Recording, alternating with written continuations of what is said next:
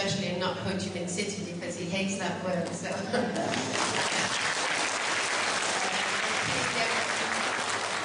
And he was again in prison for 5 years simply because he took a team of, there was flooding in southern Vietnam in the Mekong Delta. He took a rescue team to help the flood victims, and he was arrested and sentenced to 5 years in prison simply for doing that.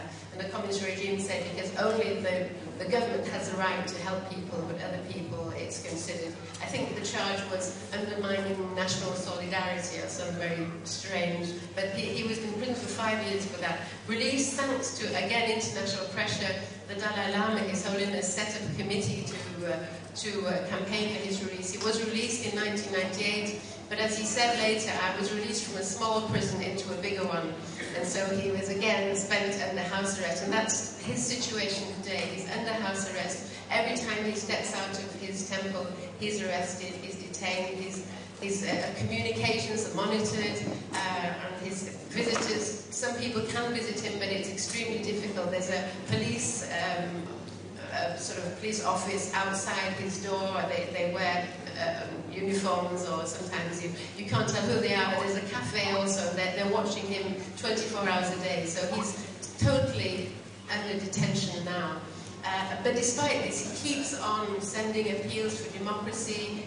He keeps on doing all sorts of things to try and keep the flame and the spirit of the struggle and freedom alive. And I think I'll just close on the fact that he's been compared with many people, with Gandhi. They say he's a Vietnamese Gandhi, a Vietnamese Dalai Lama. He's always also been compared with Nelson Mandela, the world's longest serving political prisoner.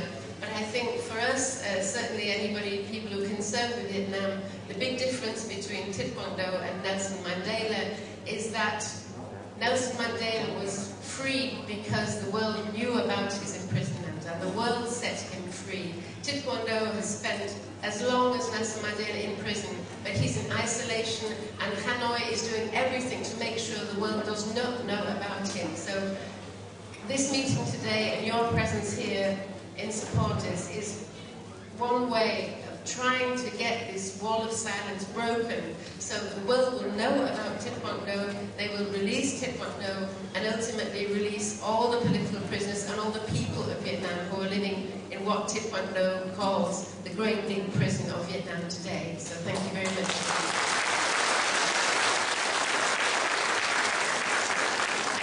To introduce a person whose name I have seen so often on appeals for Vietnamese freedom, the Honourable Philip Ruddock MP. I'd like to very much. It's an honour for me because I've never met him, but I've seen so much about him. I'm sure it's an honour for everybody here.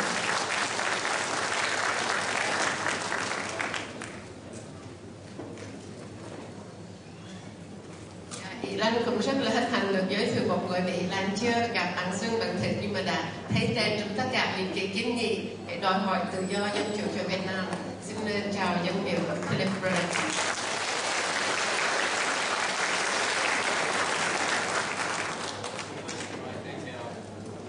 Master of Ceremonies for a very generous introduction, and it's a pleasure to be here and to have accepted the venerable,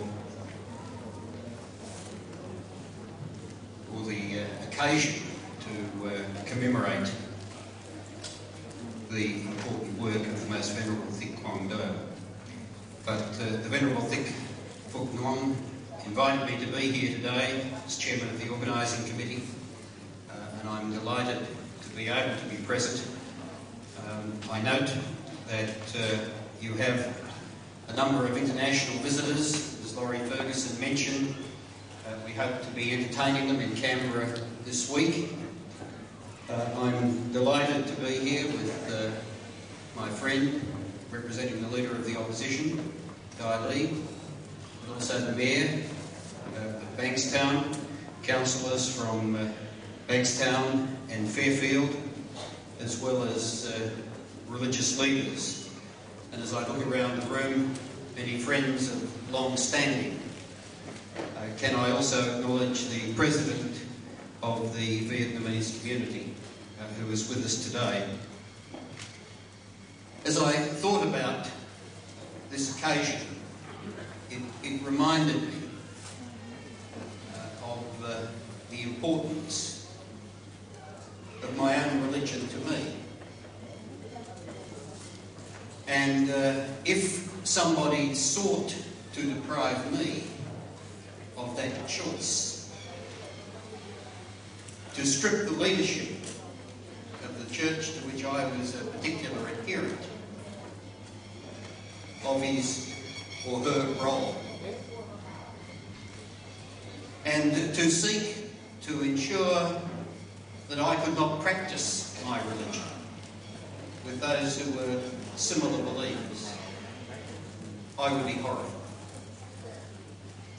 And yet, what we have is a situation where Vietnamese have been deprived of that very opportunity. And of course, freedom of religion is one of the most fundamental human rights that we all seek to uphold. And so I have absolutely no difficulty in being associated with those who seek that freedom for the Most Venerable Thich Quang, who has been a leader of very great eminence, a man of great stoicism, who has endured a great tragedy for most of his life.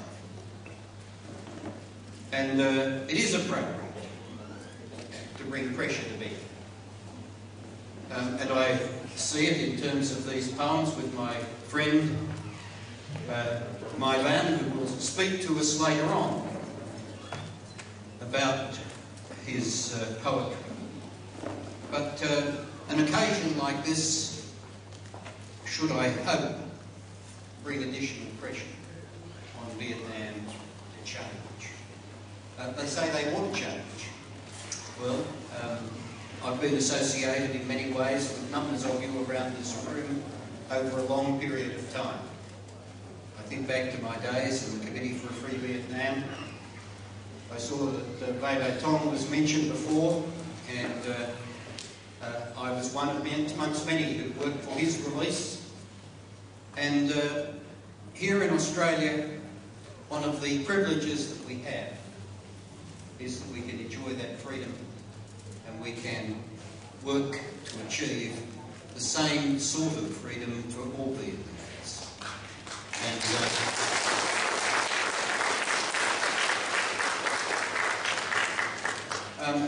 And it shouldn't be such a big ask in a world which changes quite remarkably, where people want to be engaged, where Vietnam says it wants to be engaged.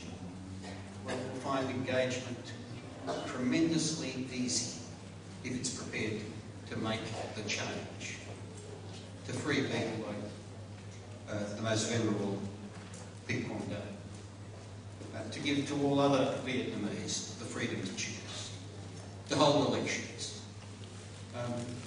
It's not a big step to take. And so I commend all those who are involved in this effort. I thank you for allowing me to be associated with you. And no doubt there'll be many more occasions to bring us together. Thank you very much.